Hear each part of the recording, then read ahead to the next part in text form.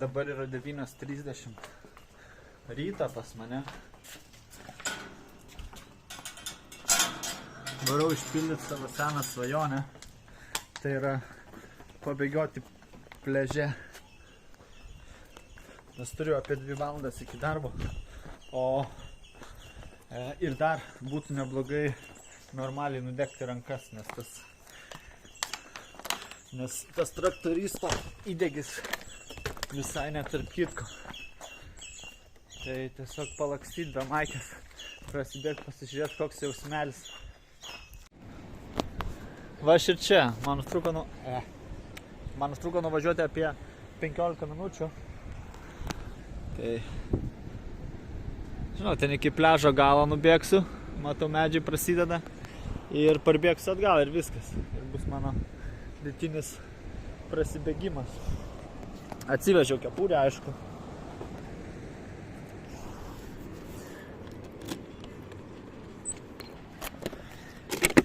Kepurę atsivežiau, vandens atsivežiau. Šitą paliksiu čia. Maikoną palieku irgi, nes misija kind of yra biškiai degti vis dėlto.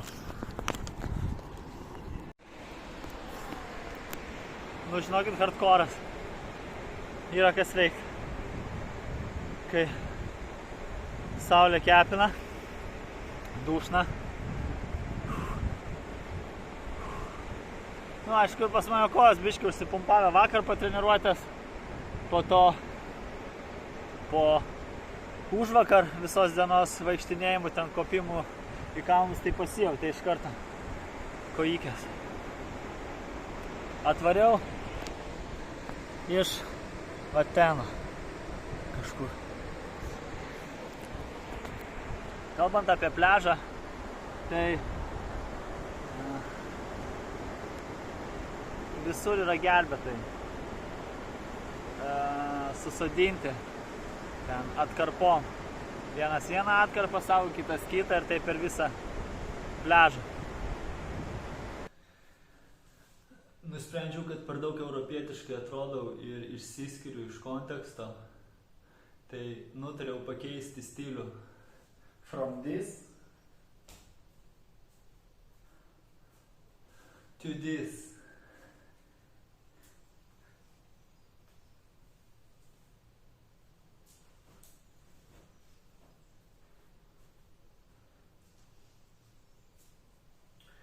Net nusipirkau medinius karolius, kad jau visai hipės stiliukas. Pusryčiai. Po sporto norėjau užlėkti kažkur pasiimti maistą, bet nepasiėmiau šlamančių su savim, tai reikia valgyti tai, ką turiu. Šiukšlių vežėjai mane surado pačiu netinkamiausiu metu, kai aš valgau. Jie visai čia netarp kitko su savo ta atvira priekaba. Su čivaku ant stogo išvažiuoja.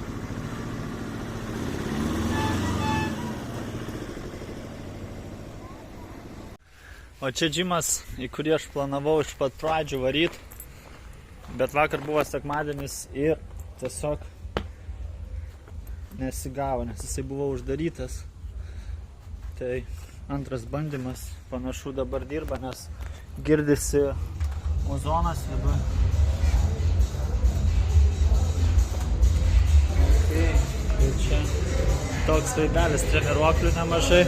Mane domina labiau kriaušė vidury. Okay. Hi, how much is the gym subscription? Diena 200, viena savaitė 800, viena štuka 500. Jo, tai džimas šitas toks autentiškas.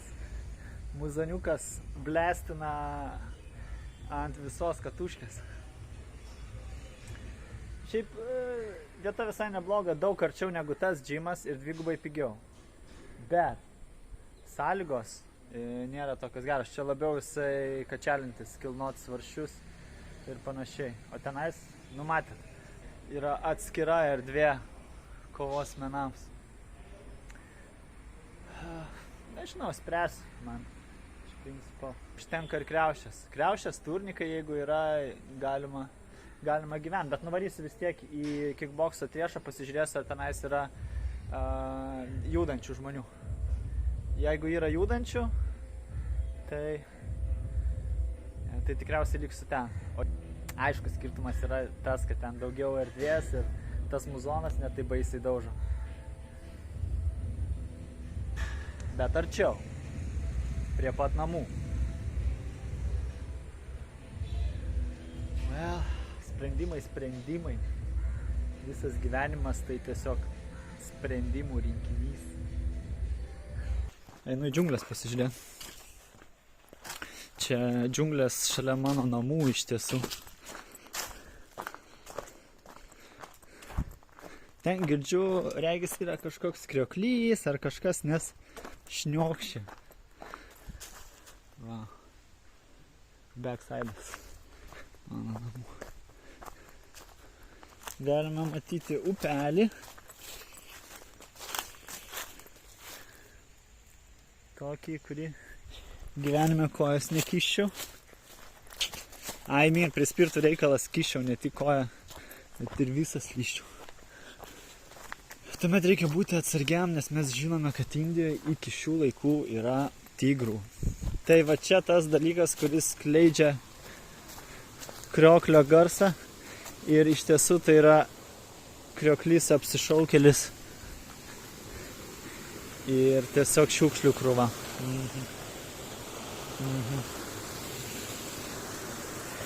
Kas galėjo pagalvoti? Tiek daug grožio realiai pridėtų Indijai tas šiukšlių nebuvimas, o vanduo toks,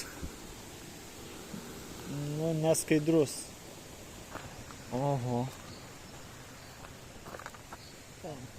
Čia kokoso medžiai. Aš mačiau, iš toli mačiau, kaip kokosas krenta ant žemės iš viršaus ir aš nenorėčiau būti jo kelyje. Fuck, ten žmonės. Te puslydi. Man atrodo, aš esu net savo teritoriją. Ne ta teritorija, kur man galima būti. Juokauju. Nėra tokias teritorijas, kur man negalima būti, nes čia yra mano žemė tiek pat, kiek ir visų kitų čia gyvenančių būtybių. Todėl jeigu jie pasiskirstė viską į zonas, užsistatė tvorom ir pasidarė sienas, dar nereiškia, kad privilegija patirti šitą planetą iš manęs yra atimta. Kol jie nepaprieštarauja arba kol neišvaro, tai tikrai.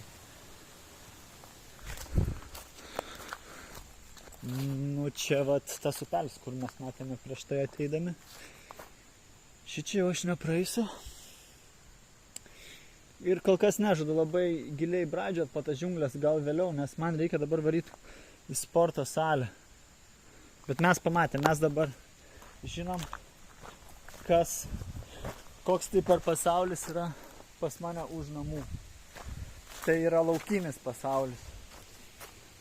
Pasaulis, kurį užvaldė gamta ir mažumėlė šiukšlių. Man domina, kiek hebros prisirinkt. Ir kokie čia fruktai eksportuoja. Ką čia turim. Kol kas niekas nesusirinko, o iki treniruotės apie 10 minučių liko. Va ten, bičas kažkoks vaikštinėja. Ir viskas. Tai man peršasi mintis, kad